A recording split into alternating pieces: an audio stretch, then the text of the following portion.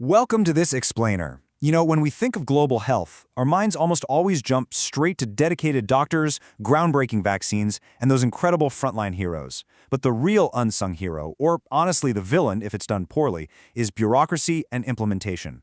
So today we're unpacking a really fascinating document. We're looking at the comprehensive leadership, strategy, and implementation framework for WHO vacancy 2602597.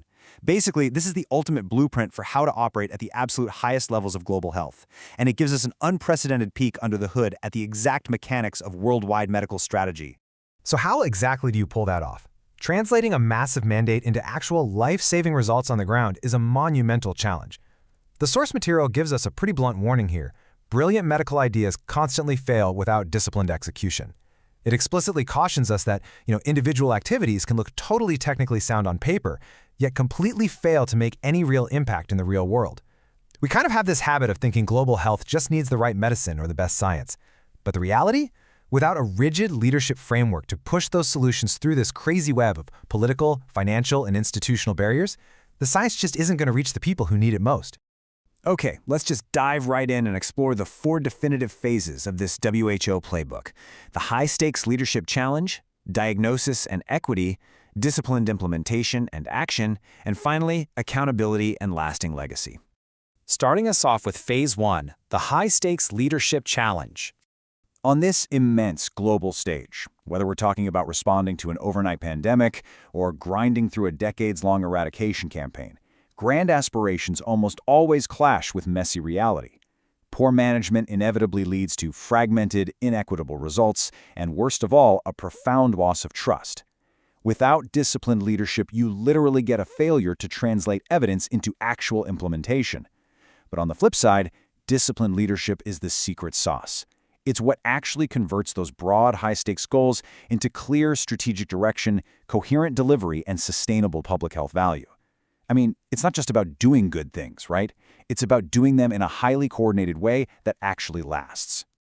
Moving right along to Phase 2, diagnosis, evidence, and equity. These are absolutely the essential first steps for tackling any global health crisis. Before a single vaccine is deployed or a policy is even drafted, leaders have to understand exactly what they are dealing with and who it's impacting.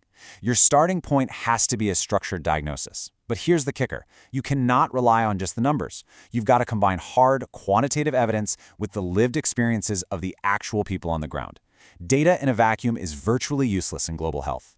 You have to nail down the core problem, figure out who is truly affected, identify the barriers, and map out exactly what assumptions absolutely must hold true for progress to actually happen. Now, when WHO executives are staring down a crisis and facing multiple paths forward, they don't just go with their gut. They rely on a highly rigorous decision matrix to impartially compare their options. They literally weigh urgency against equity, costs, and long-term sustainability to make sure their decisions are completely immune to political pressure. The text explicitly points out that choices that seem purely technical often end up redistributing power and resources. So relying on transparent criteria like this, it's exactly how a leader ensures that decisions remain fair, totally unbiased, and fiercely protective of their scientific credibility. All right, on to Phase 3, disciplined implementation and action. So making a plan is one thing, right?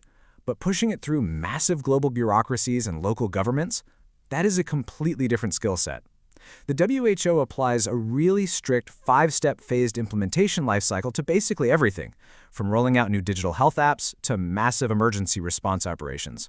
It starts with alignment, moves into readiness, and then, and this is absolutely crucial to their strategy, they do controlled delivery. They aren't just going to blast a new solution everywhere all at once.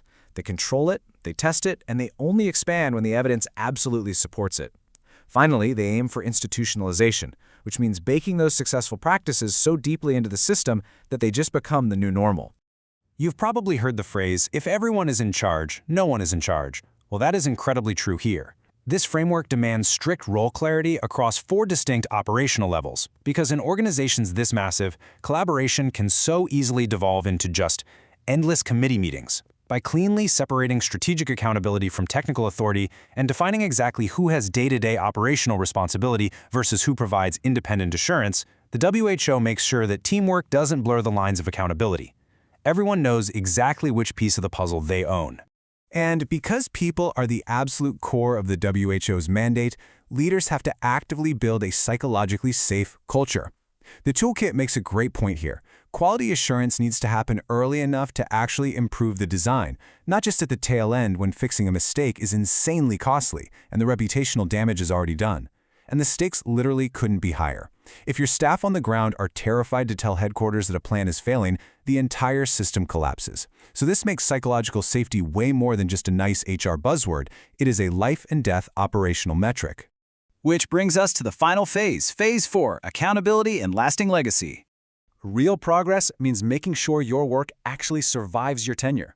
Because think about it, if a health initiative completely falls apart the second a specific leader steps down or the funding shifts, it wasn't truly a success.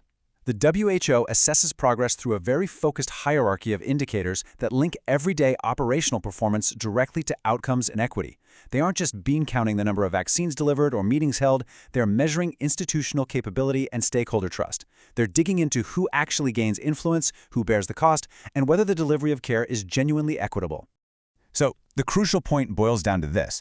True leadership isn't just a temporary band-aid, it's about leaving a sustainable legacy of better health. The source guide actually repeats this concept almost like a mantra throughout the whole text. The capability must remain strong after the initial leadership attention has moved elsewhere. That is the true ultimate definition of institutionalization. You're actively building systems, resilience, and local capacity that will outlive your own time in the seat. It really makes you wonder, doesn't it? Does your organization have the discipline to turn a massive, high-stakes aspiration into a permanent, life-saving reality? It's a pretty profound question to take away from this explainer. The WHO's strategic toolkit proves, without a doubt, that changing the world requires way more than just good intentions.